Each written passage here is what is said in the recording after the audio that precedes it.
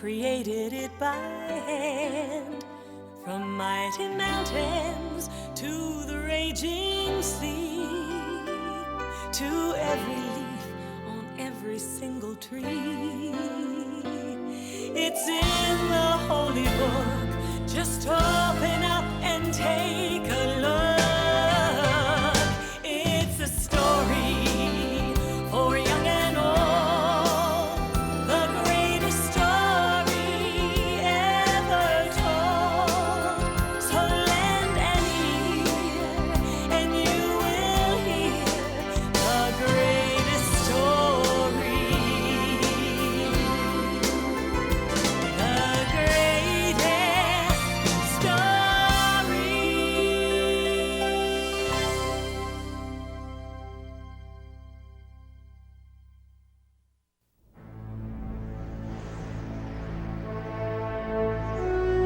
Long ago, God sent his prophet Samuel to find the future king of the Israelites.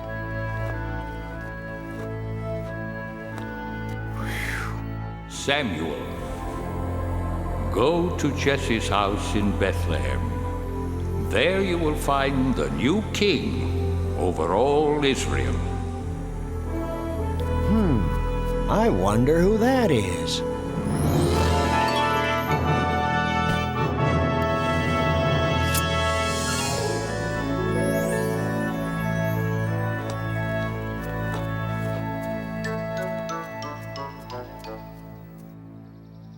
My sons, come into the house. There is a guest here to see you. Huh? Oh. David, you stay there and look after the sheep. We're going inside. Jesse, you say you have 8 sons? Yes, and they are such fine young men. Here they come. Oh!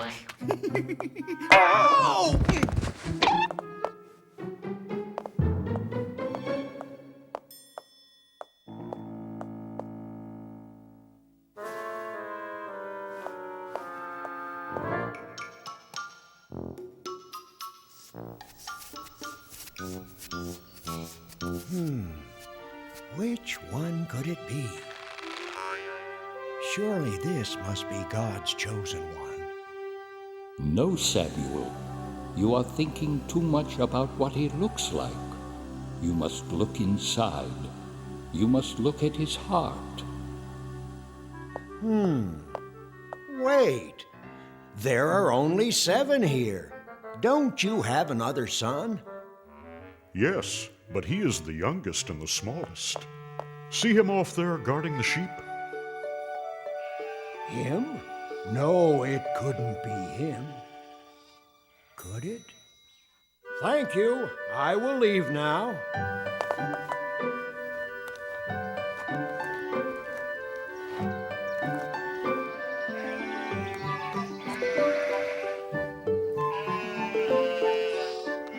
You must look at his heart. What's your name, son? David. God has told me that you will be the new king of Israel someday. God is my friend. He helps me save my sheep. Yes, and one day I hope you save us all. Goodbye, David. Goodbye, and God bless.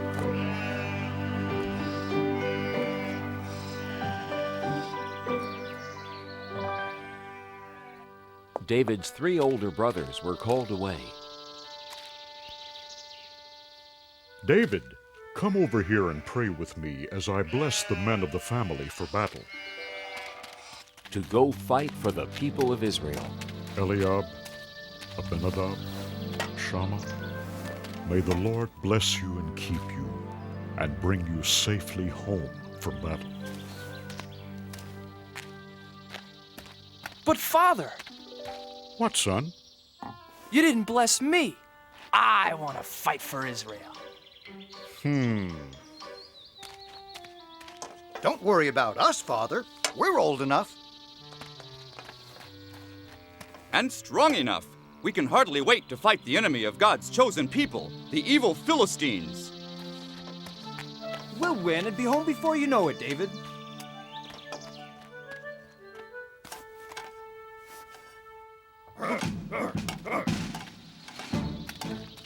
Hey, wait, everybody! Wait! Don't leave without me. Please. Please let me go, Father. I want to fight for the people of Israel, too. What's so funny? I may be small, but I'm brave. Why, just the other day, I saved our whole flock of sheep from a huge, ferocious lion. I hit him with a stone from my sling, and knocked him clean out. Want to see how good I'm getting? Whoa! No, David, not now. First, I had to sock that lion right on his nose. Bang! And then I shook that rascal by his whiskers. And then I pulled his jaws apart and rescued our little lamb. And then... I'm not afraid of those Philistines. Oh! So please, Father, please let me go fight too. Whoa!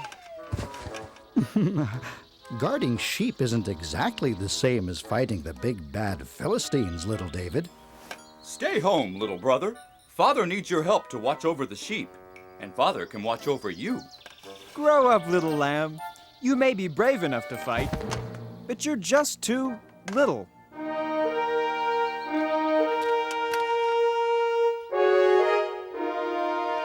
Abinadab, Shammah, time to go. Goodbye, Father. Goodbye. Goodbye. Bye. Bye. Goodbye.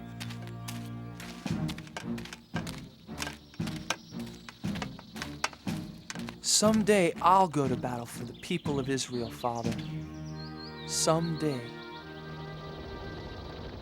Now the two great armies met for war in the middle of a vast valley.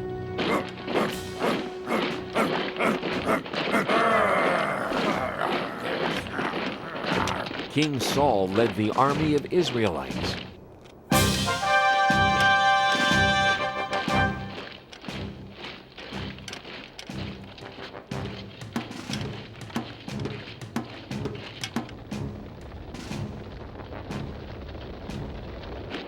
But the enemy, the Philistines, had a giant on their side.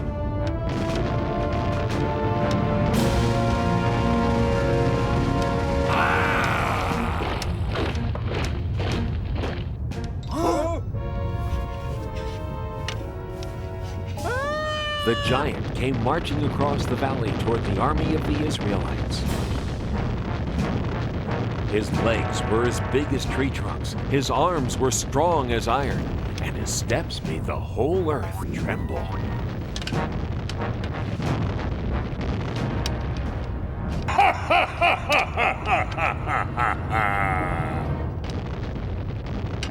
I am Goliath, the giant, and all of you are nothing but King Saul's little servants. Even if all of you fight me together, you can never beat me! So spare yourselves. I dare you, choose just one man brave enough to fight. Not me. Not me! Not me either.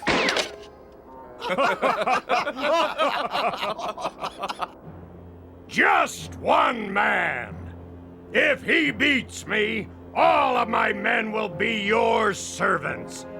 But if I slay him, all of you shall be our servants forever. Now, who is brave enough to fight a giant? Just step forward. I'll be waiting.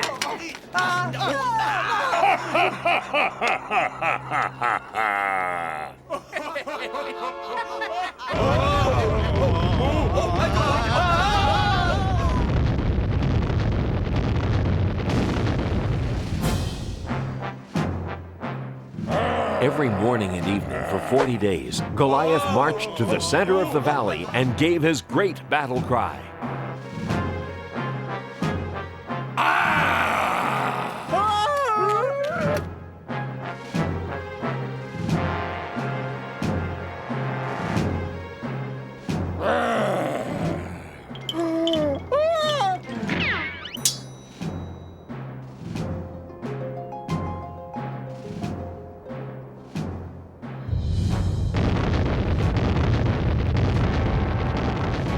Who will fight me today? Not me. Not yesterday. Not today either. None of us are brave enough to fight a 10-foot giant. Or foolish enough. You are nothing but cowards! He said it. He's right. You bet he's right.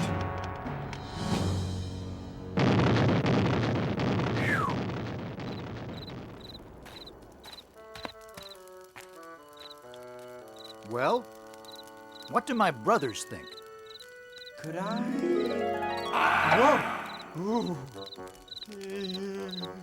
No, don't even think about it.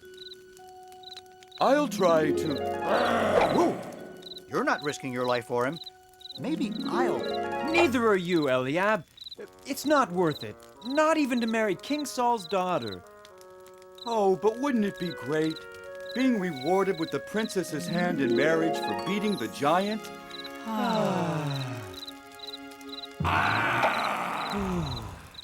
Oh, I wish this was over and we could go home to Father in Bethlehem. The king will come up with a plan. You watch.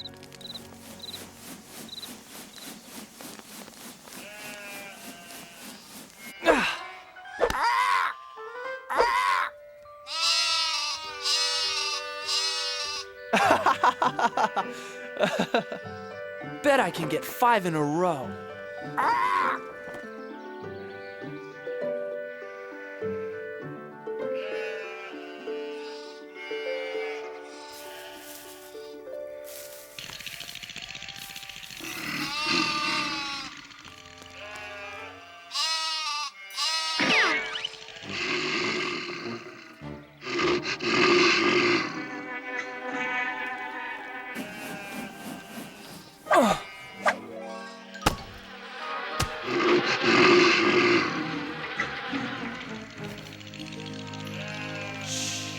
Now remember, never be afraid.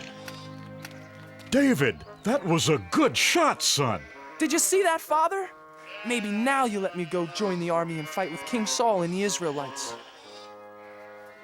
No, son, I told you before. They won't take you. You're too young to be a soldier. And you've got to get some more meat on those bones of yours. But Father, I'm strong and I can run like a deer. I said no, David. Now do as I ask and take this food to your brothers. Then hurry home to tell me how they are. Now be careful, son. I pray you will bring good news.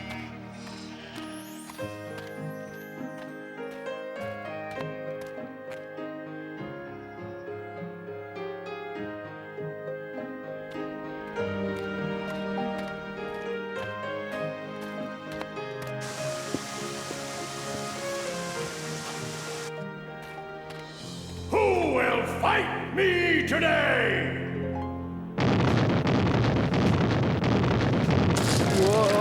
Whoa! Is there one man brave enough to fight? Are all the Israelites nothing but cowards?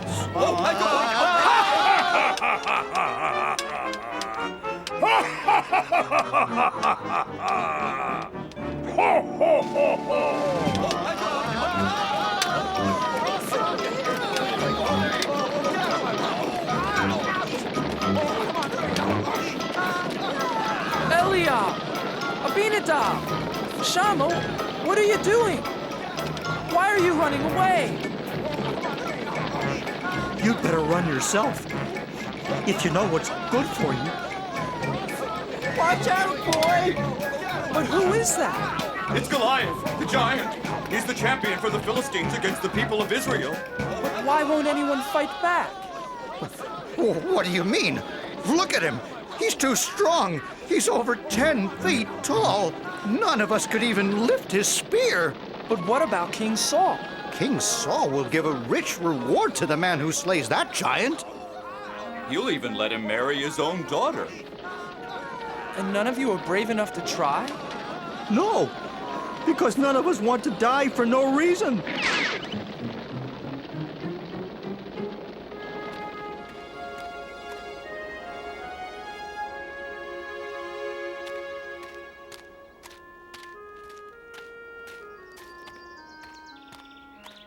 Eliab, why won't you fight?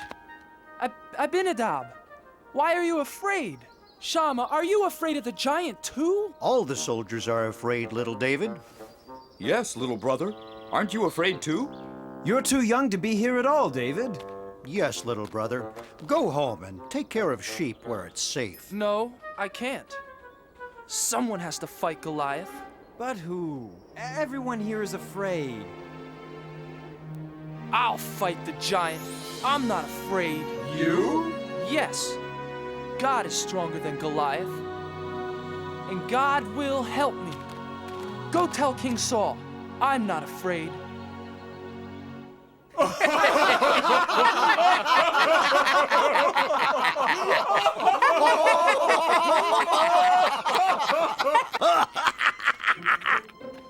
I have news for King Saul. What news? So, there's this Israelite champion who's really a young shepherd boy. Says he wants to fight for King Saul and the Israelites. Says God will help him fight the giant. And he's never even been trained as a soldier. Well, tell the foolish lad to go home. King Saul is no use for jokes out here on the battlefield. Tell the boy. Tell the boy to come here. But sire. Joab, bring the boy here to me. Now. I wonder who he is. I wonder why he's the only one brave enough to fight the giant. He is, I understand, a giant of a man, and I am not. His spear appears to be the size of a small tree, and all I've got is a slingshot. This Philistine is large, but I know who's in charge. I have a giant of a God, you see, bigger than the trouble in front of me. And even 9 feet tall starts looking pretty small next to the giant of a God with me.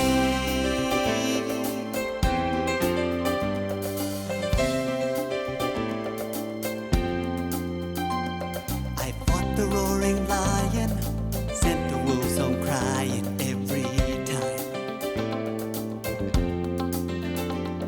And with a little faith, I was not afraid. The fight was God's, not mine. This Philistine is large, but I know who's in charge. I have a giant of a God, you see, bigger than the trouble in front of me. And even 9 feet tall starts looking pretty small next to the giant of a God with me. I have a giant of a God, you see, bigger than the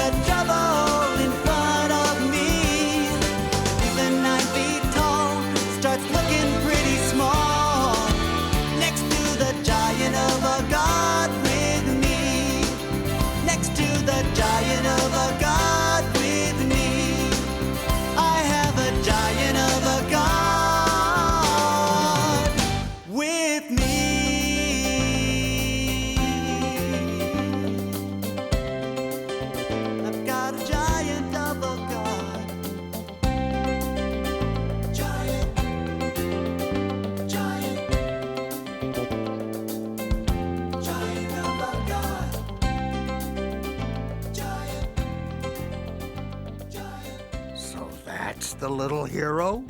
Looks like he couldn't fight a flea. Make way for the little giant killer. I don't see any giant killer. I don't see anyone. Neither do I. Silence! Make way for this boy. Huh? I said make way for the shepherd boy. The king wants to see him. Oh, yes. Yes. Certainly, Commander. Right away, sir.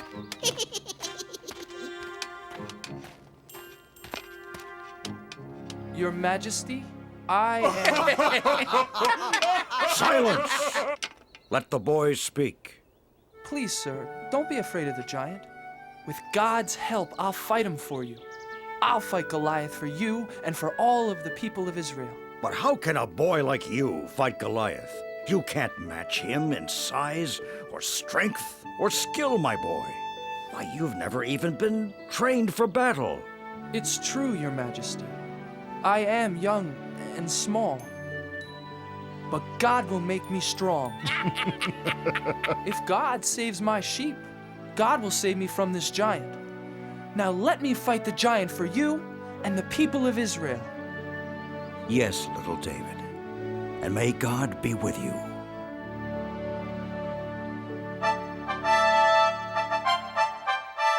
Joab, get my sword and shield. Get my armor. Put them on young David. Huh? Joab, I said dress the boy for battle. Huh? Yes. Yes, Your Majesty. Well, didn't you hear King Saul? Do as he says.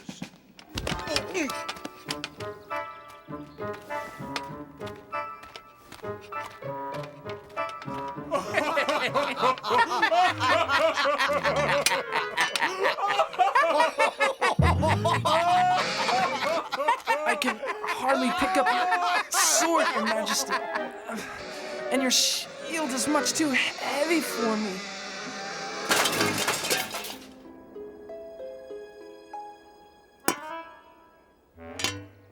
But, David... God's help is all the armor I need.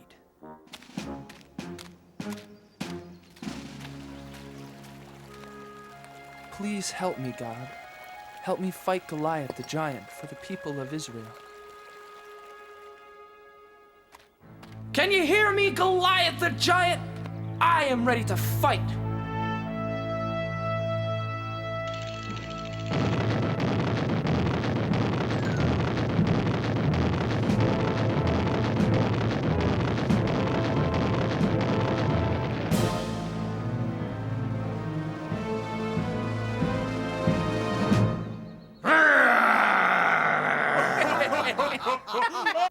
Ha! Do you think you can fight with sticks and stones? You'll be sorry! You fight me with your sharp sword and heavy spear, Goliath, but I fight you in the name of God.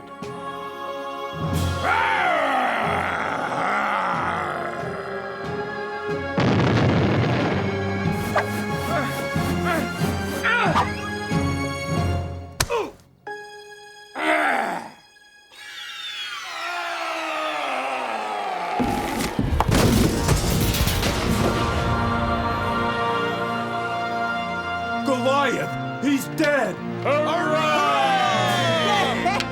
Run! Run for your lives! Look at those cowards run! Yes! After them! Come back here! And the Israelites chased the Philistines away. The boy killed the giant!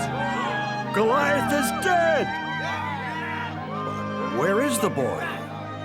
Joab, bring him here to me. Little brother! It is you! Our brave baby brother David! Bring the boy here to King Saul. Thank you, my son. Thank God, Your Majesty. And that is how little David beat Goliath the giant with the help of God. This was only one of the many great adventures God had planned for David. David the shepherd boy grew up to become a great king who served God. Throughout David's long and adventurous life, he always remembered the comforting words of God.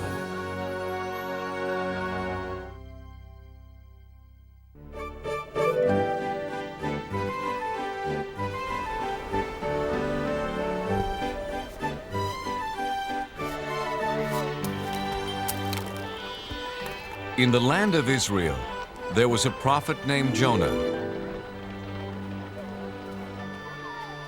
A prophet taught other people about God and his love.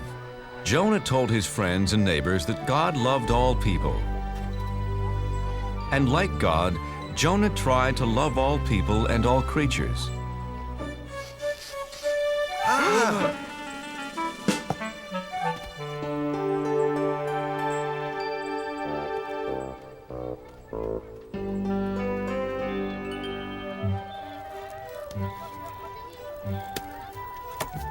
Your fish looks fresh today, Ophir.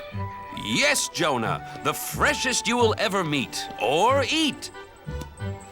You know how much I love eating fish. And I'll take a bag of peanuts.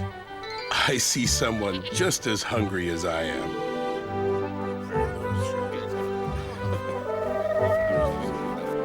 Hungry, little dove? Here, take some of mine. We're all God's creatures. Sounds like someone's having an argument. This is my pot. No, it is mine. I saw it first. No, I did. I needed to carry water. I needed to carry raisins. Stop! Fighting never solves anything. Besides, you're making me dizzy. My friends, please. God doesn't want you fighting. It upsets him.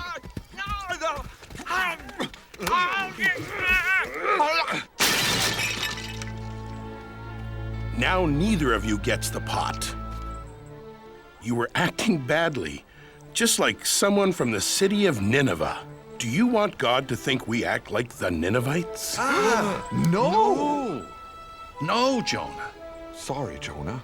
The Ninevites are enemies of our people. I heard they stole a boat full of fish. Come on! Yes, they are thieves. Yes, they are very bad people. See what happens when you fight. From now on, we will act like Israelites and not be bad like the Ninevites. So Jonah had a very important job. He taught people about God's laws. There came a day when God had an even bigger job for Jonah.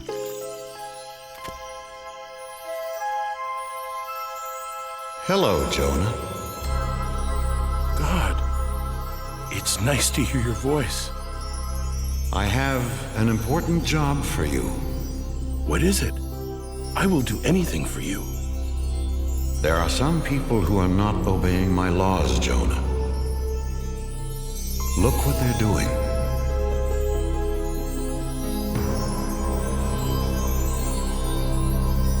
The people of Nineveh steal. They are not kind to each other. The children of Nineveh do not take care of older people.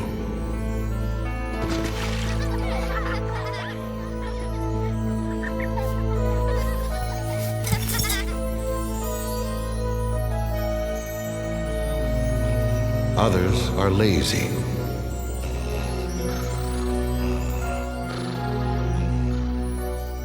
And their king pretends not to see the problems. He only cares about eating all day and wearing fancy clothes. Yes, the Ninevites are bad. Send a flood or an earthquake to punish them. No, they are bad because they don't know about me. No one has taught them my laws. Jonah, your job is to go to Nineveh and tell them about me. Me? Go to Nineveh? I can't. Please give me some other job. Tell them of my love. But they are the enemies of my friends and neighbors. You must go, Jonah, right now.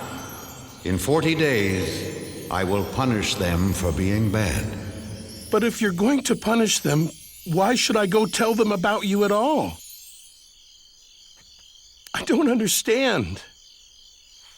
The Ninevites should be punished for being bad.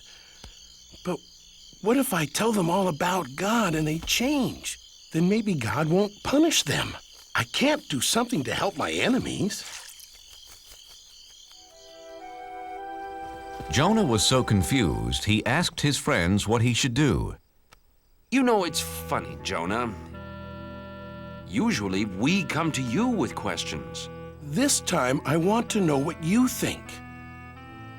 How can I preach to the enemies of the Israelites? Simple. You can't. Ophir is right, Jonah. Don't go there. Don't tell them about God. You do have a problem, Jonah. If you don't preach to them, you disobey God. If you do preach to them, you'll disappoint all your friends. Nobody said being a prophet was easy, Ophir. Wait, I know. I'll just hide from God. Sure, but where can you hide from God? Why, in your store, of course. I know my plan will work, Ophir. If I hide here for 40 days, then God will punish the Ninevites and no one will be mad at me. You call this a hiding place? Here, let me help you. Ophir, you don't have to go to that much trouble. Look, if you're going to hide from God, you've got to do it right.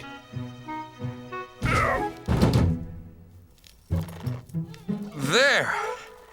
And my shop's never been cleaner. Ophir, do you have any flour for baking biscuits? Yes, yes, in that basket. There. No! Wait! No! No!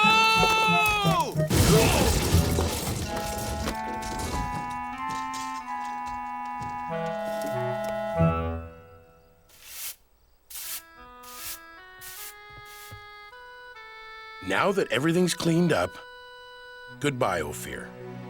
What? But Jonah, why are you leaving? I'm in the way, and I can't hide from God here in Israel. It's the first place he'd look for me. So where will you go? As far away from Nineveh as I can. I'll travel to the other side of the world, to a city called Tarshish. God will never find me there. We'll miss you, Jonah. Thank you. I have a very lonely trip ahead of me because God will not be with me. So Jonah traveled as far away as he could to run away from God. First, he walked across dry deserts. Then he climbed high mountains.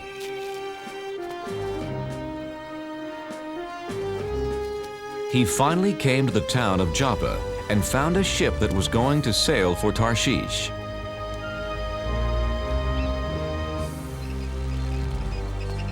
Captain, my name is Jonah. Can I sail with you to Tarshish? Sorry, Jonah. This ship only carries sailors and cargo. Besides, it's bad luck to bring a stranger on board, you know. The sailors on this ship weren't Israelites. They believed in many different gods. Ahoy, mate! Help me with this statue! Sure! Why not? What? Please, Captain, I must sail away with you. Why? Because I am running away from God. Why? Because he gave me a job to do and I won't do it. I must hide so he won't find me.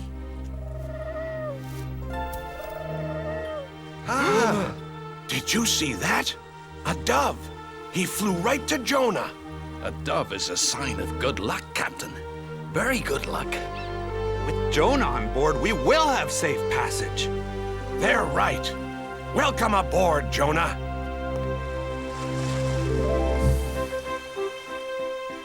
So Jonah set sail across the vast sea, headed to faraway Tarshish. Jonah saw that the sailors didn't pray to God. They worshiped statues made of stone.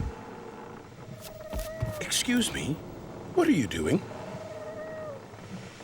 Feeding the god of water. If he has a full stomach, he'll make the seas calm. But this isn't a god. It's just a rock. My God is the real one. He created the sea, the sky, the animals, all of us, everything. One God created all that? I don't think so, Jonah. See, this is the sun god, the god of the wind, the god of plenty. With so much in the world, you need a lot of gods. Yeah, no one god can rule over everything.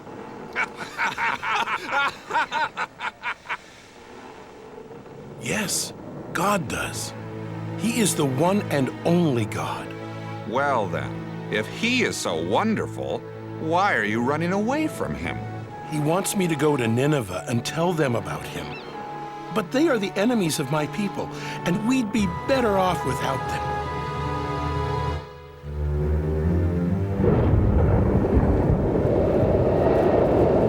Oh, no! Captain, I've never seen a storm like that. Me either. We're in trouble.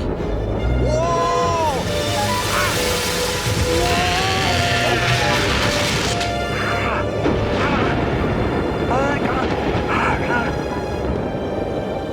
Take down the sails! Help! Help! Grab our hands!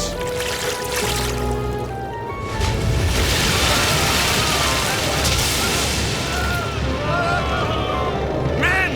The ship is sinking! Help me toss the cargo overboard!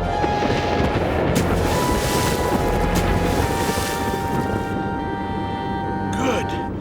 We're safe now.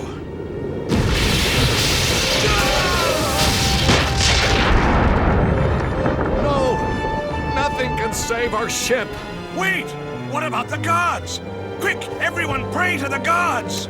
The sailors prayed to their gods, but the storm just grew stronger. Someone has brought our ship bad luck. Very bad luck. We must find out who it is. Let's throw lots. Then we'll know who brought this storm. The captain and his crew, being superstitious, believed that pieces of wood and bone would tell them who brought bad luck to their ship. There! The lots point to the man who brought us bad luck. It's Jonah! Where did you come from? And who are your people? I am an Israelite, and I worship the God of heaven. I'm running away from him. And he has found you. Jonah, what can we do? How do we make the storm go away? Throw me overboard. You must save yourselves. Please, Captain. We have no choice. We must throw Jonah into the sea. His God is more powerful than any of our gods. Jonah, I'm sorry. We've done everything we could do. I know, Captain. It's not your fault. I made God angry. It's me, not you, who should be punished. God of the Israelites, we're sorry for having to throw Jonah into the sea.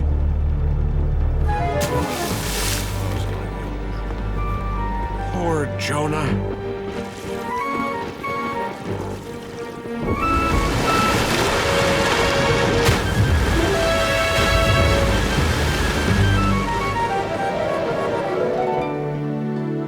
May your God forgive you, Jonah. Jonah found himself in the whale's belly. Now he was really alone. God, I'm sorry for trying to hide from you. Do you hear me, God? Jonah prayed to God for 3 days and 3 nights.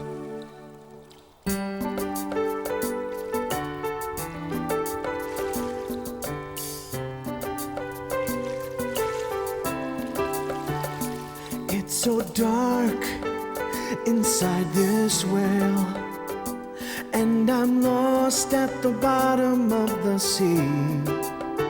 I was a fool to run from you. Now I know just what you want from me. In the belly of a whale, one day has gone by. I promise to be true, and all you ask I'll do. In the belly of a whale, oh please hear my cry. Never will I hide. Your word will be my guide. From the belly of a whale, what can I do to thank you, Lord? What offer can I make? Look in my heart and you will find my life is yours to take. In the belly of a whale, 2 days have gone by.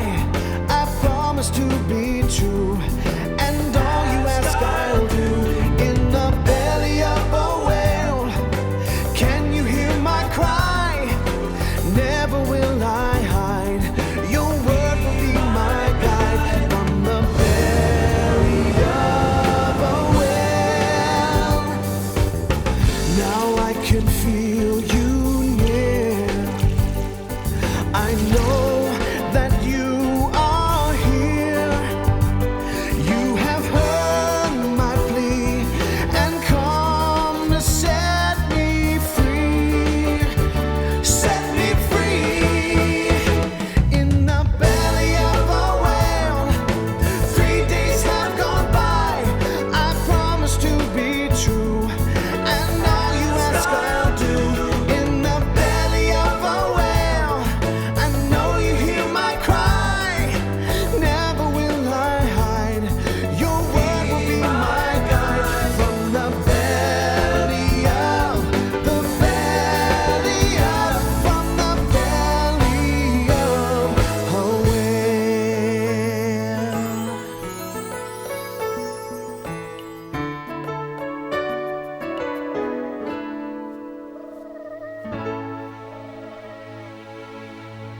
After that, Jonah was no longer alone. Hello, Jonah. Oh, God. I'm so glad that you're here with me. You tried to hide from me. Oh, yes. And I now know that was really, really wrong. Jonah, you have learned your lesson. Come on, let's get you out of here.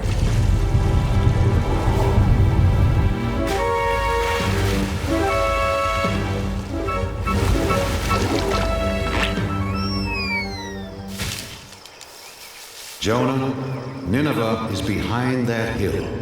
Hurry, go tell them about me and about my love. God, I'm ready to do it now.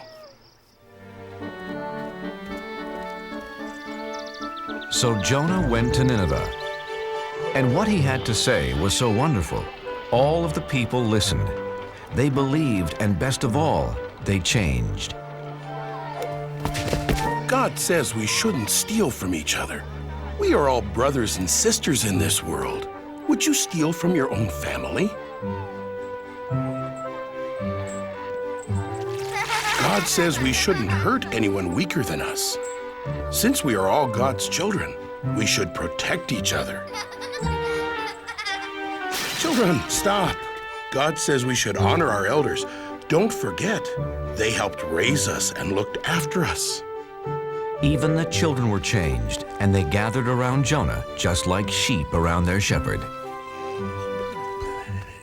Hey, farmer. God says we all have jobs to do, and we should work hard. We should listen to him since he's the one who gave this wonderful world to us.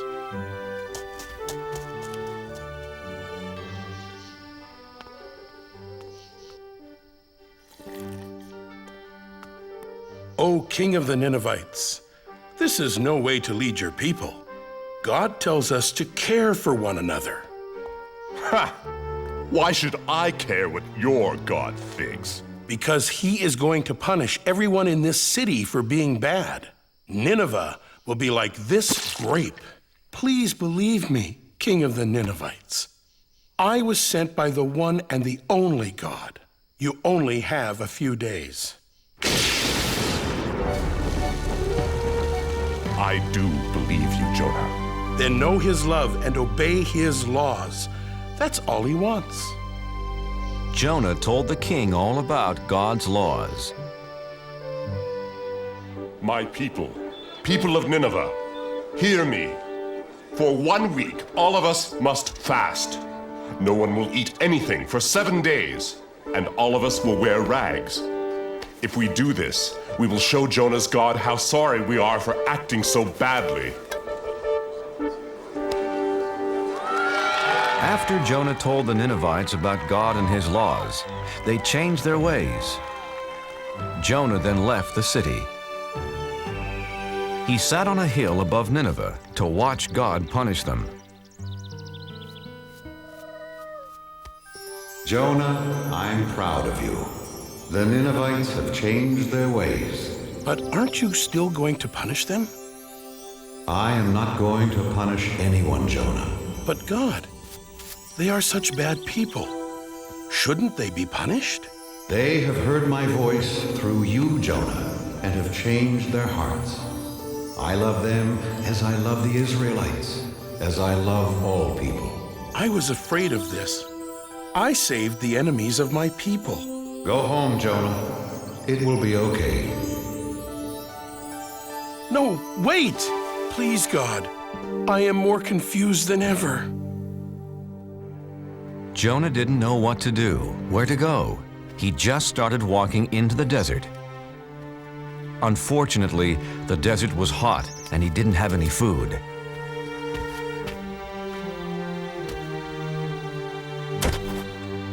I'm so tired, hungry, and thirsty.